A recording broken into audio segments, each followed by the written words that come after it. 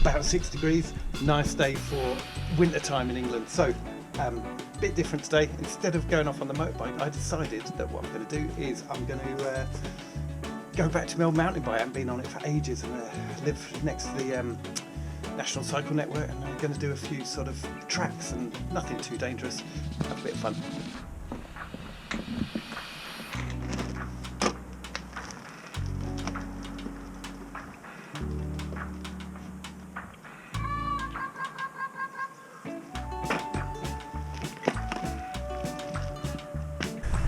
No idea what this is. Try and look it up later. Find out what it is. Looks like it's got a chimney on top. Oh, it's got a door. Let's see if we can see inside that. Oh, door's bolted shut.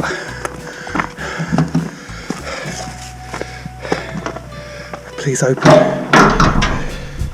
No. Don't know what it is. It's great, isn't it? Look at that. We'll try and find out later what that is. Right, we're going down here. I think I'm going to walk this bit.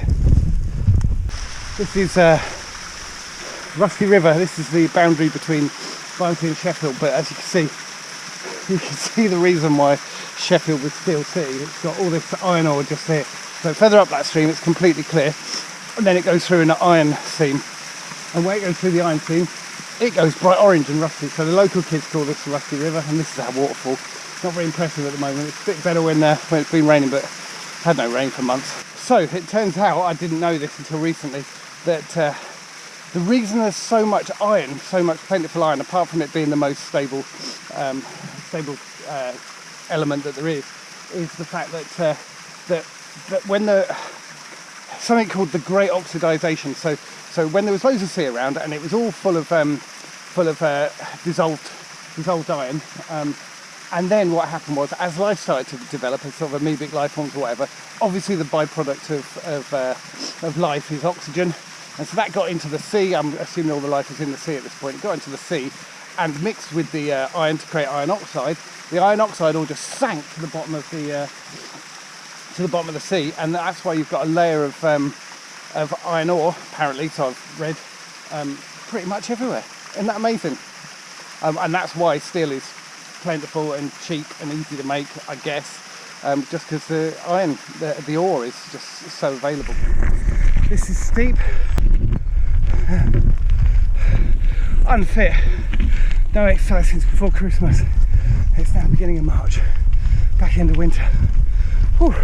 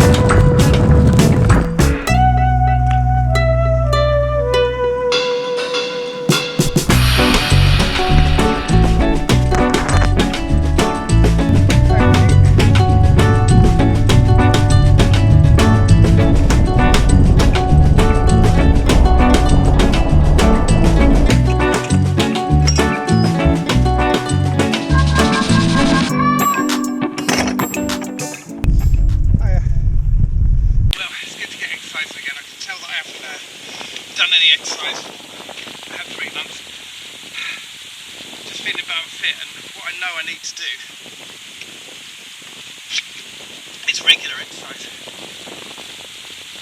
Because I know the whole world just seems like a brighter place when you're exercising regularly. I put on a couple of kilos as well over Christmas and whatever. I'm not bothered about that from a what I look like point of view, aesthetic point of view, but I know how much better I feel when I'm regularly doing stuff. So this is the beginning of the 2023 Tim exercise plan.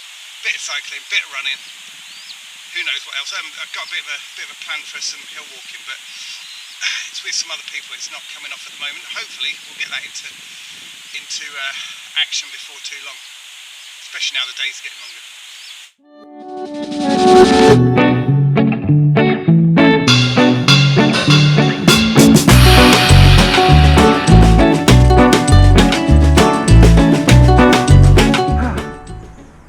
Top of a hill, a bit knackered, getting fit slowly, but I'm not rushing.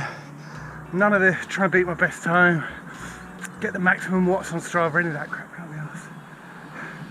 Too old for that now. Just get there and enjoy it.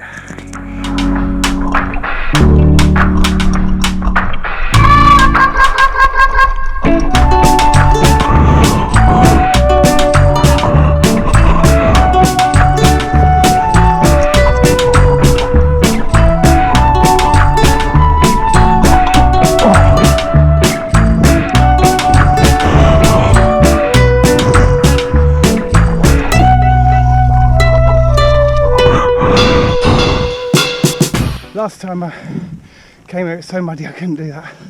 Cleared it!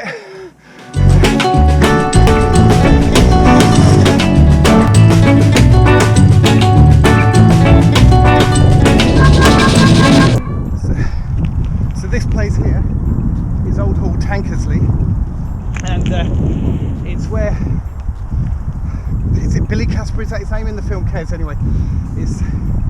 It's where he first discovers, I believe, the Kestrel in the film. Film of a great vintage. It was came out in 1969, the year I was born. And if you watch the film though, it's a lot more tumbled down now than it was when the film was made. I'll show you a shot from closer up in a minute.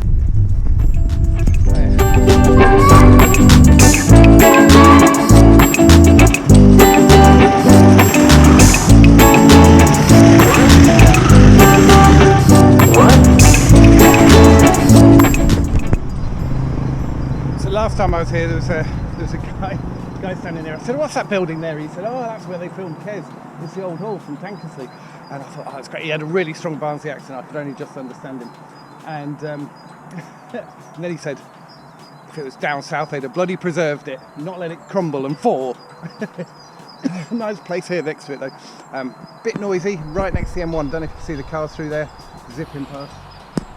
Got to get from A to B.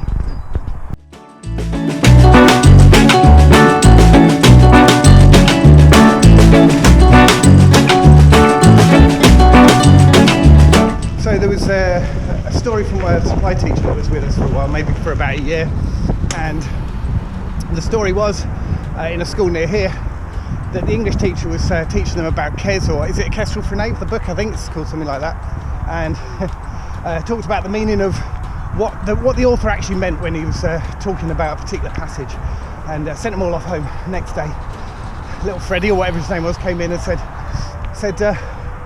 well, I asked my dad about the meaning of that passage, and he reckoned that's not what the author meant at all, and my dad wrote it.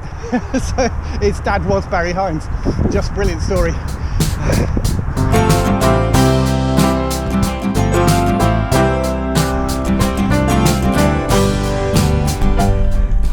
Congratulations. Thank you.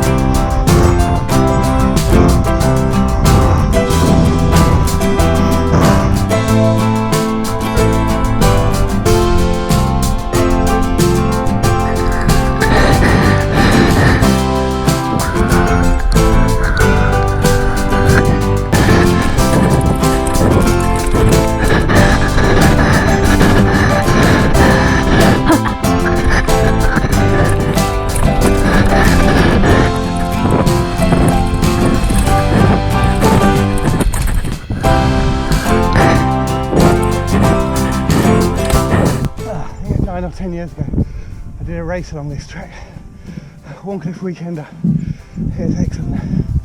I fell off so many times, but still managed to come mid-range in the field. I think I came 18:36.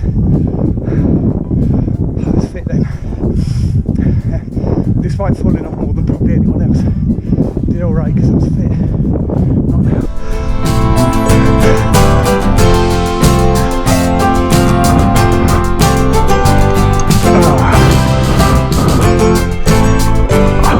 So how was it? Tiring, I think is the word to say. Obviously I'm massively out of practice, I'm hugely unfit. 2.5 months since I've even been on a bicycle or done any running or anything like that. But lots of fun. It was nice to like get off road a little bit, take on a few of the old trails. So that trail I was just on, what I did was the Warncliffe Weekender, I think it was 2014, 2008 maybe, I don't know. I've got the thing on my wall when I get back and I'll show you a picture of it, but oh, it's an amazing thing. I think it's 25 kilometres, something like 5 laps around a circuit through these woods, including that trail that I just did. That was obviously the fast downhillish part, but it got a few uphill bits. Trouble was, it was in April or May or something, but there was a bucket load of rain came just before it occurred, and it was just sloppy and muddy, so I was inexperienced off-road. I still am really, but it was it meant that I couldn't stay on the bloody thing. I kept falling over in front of people and they had to ride round me, but every time I got back on, got past a whole bunch of people and then fell off again. So yeah, that was something quite different to what I've been doing. Please let me know in the comments whether you liked it or not, because if you did, I'll do more of this sort of stuff, and if you didn't, I won't. To be honest, I've just enjoyed it, so that's what counts, I suppose. I had a good day out. Started my 2023 fitness regime. I don't really have fitness regimes, I just every so often I go, shit, gotta get fit, and so I try to. Okay, down this hill, and then I'm gonna have a bath or something. Bye.